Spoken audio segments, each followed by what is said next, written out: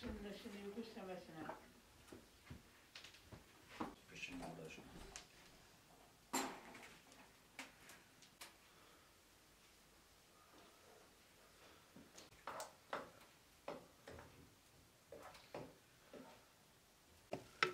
Şimdi ne katacağız sonra?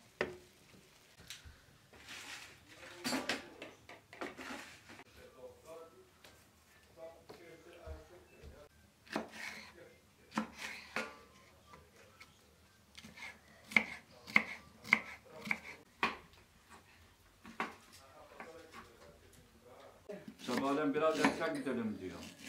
Biz de mi gelsek? Biz kendi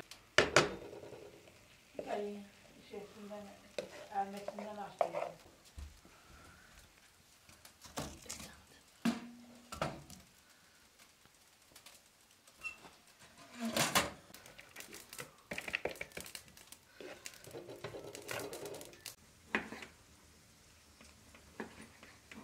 Yani bir şey anlat, al yanlışını değil. Yağmur bitirme. İşte biz İstanbul'da yüz vermeseydi o da olacak. Vermemişken ta kavga diyorlar bak. İstanbul'dan da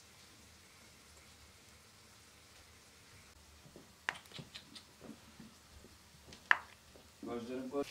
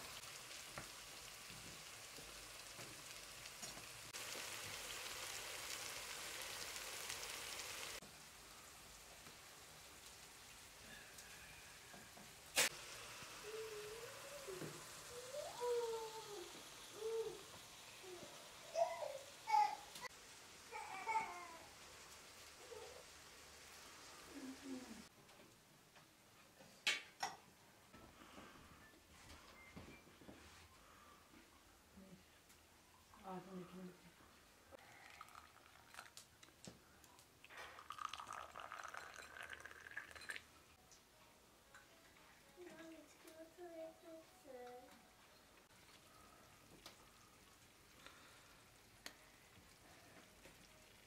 Ben başlayacağım.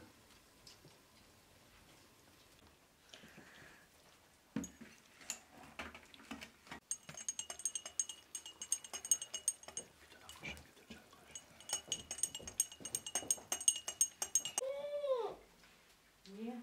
Benim var diye mi yapacağım? Tamam ben götüreceğim o zaman oraya.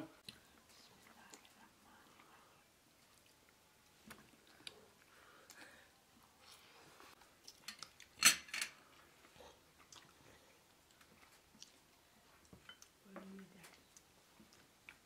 Su.